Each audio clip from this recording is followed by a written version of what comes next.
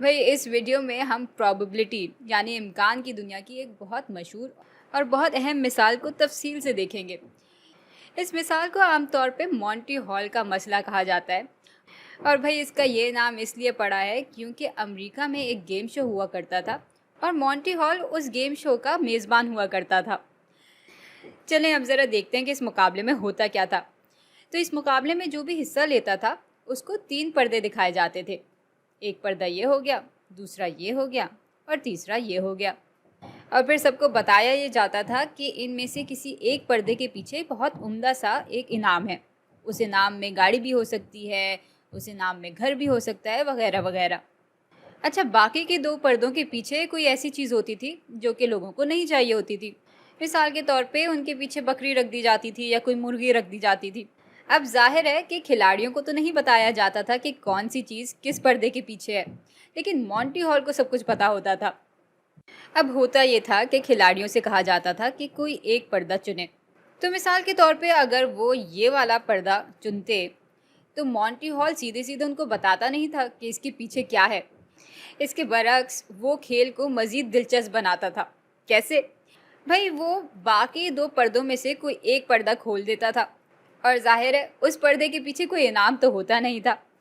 اس کے بعد Monte hall پوچھتا تھا کہ کیا اب بھی آپ یہی والا پردہ چننا چاہیں گے یا نہیں؟ بھائی سوال یہ پیدا ہوتا ہے کہ کیا پردہ بدلنے سے کوئی فرق پڑے گا؟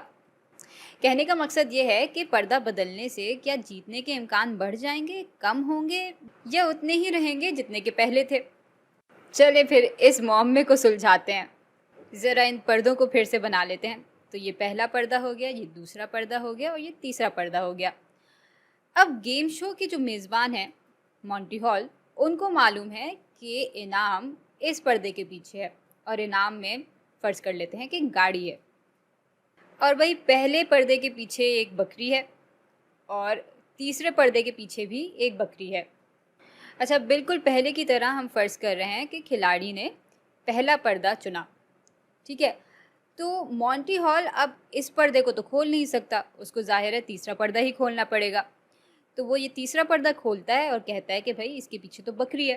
اب بتائیں کہ کیا آپ ابھی بھی پہلے پردے کو چننا چاہیں گے یا آپ اپنا انتخاب بدلنا چاہیں گے، یعنی دوسرے پردے کو کھولنا چاہیں گے؟ چلیں ایسا کرتے ہیں، دونوں ہی صورتوں کے لیے پرابیبلٹی یعنی امکان نکال لیتے ہیں۔ تو اگر ہم اپنا انتخاب نہ بدلیں تو پھر جیتنے کا امکان کیا ہوگا؟ بھائی جب تینوں ہی پردے بند تھے تو جیتنے کا امکان بالکل ایک برابر تھا، یعنی انعام ان میں سے کسی بھی پردے کے پیچھے ہو سکتا تھا۔ اس لیے ہم ان میں سے کسی بھی انتخاب کو جب چنتے تو اس کے جیتنے کا امکان 1/3 کے برابر ہی ہوتا۔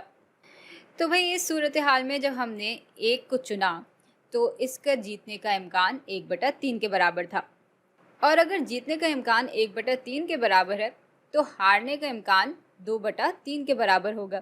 ان دونوں کو جب ہم جمع کریں گے تو ہمیں 1 ملے گی پرابیبلٹی۔ اچھا، اب ذرا آتے ہیں اپنے انتخاب کو بدلنے پہ۔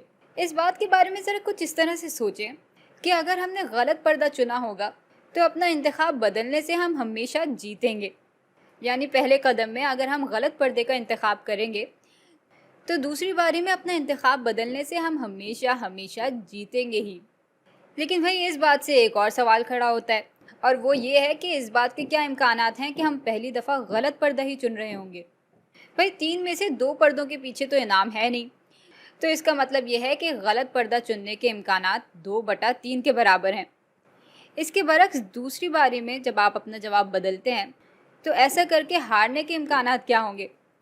بھائی اس صورتحال میں آپ کا پہلا قدم یہ ہوگا کہ آپ نے بالکل صحیح جواب، صحیح پردہ چنا ہوگا، اور پھر مونٹی ہال آپ کو ایک اور پردہ کھول کر دکھائیں گے جس کے پیچھے بکری ہوگی، اور پھر تیسرے قدم میں آپ کیا کریں گے کہ آپ اپنا انتخاب بدل لیں گے، اور ایسا کرنے سے آپ پھر سے بکری والے پردے کو چن رہے ہوں گے۔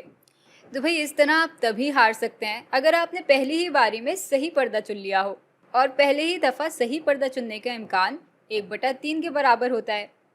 یوں پھر اگر آپ اپنا انتخاب بدلتے ہیں تو آپ کے جیتنے کے امکانات 2/3 کے برابر ہوں گے، جبکہ اگر آپ اپنا انتخاب نہیں بدلتے تو پھر جیتنے کا امکان 1/3 کے برابر ہی رہے گا۔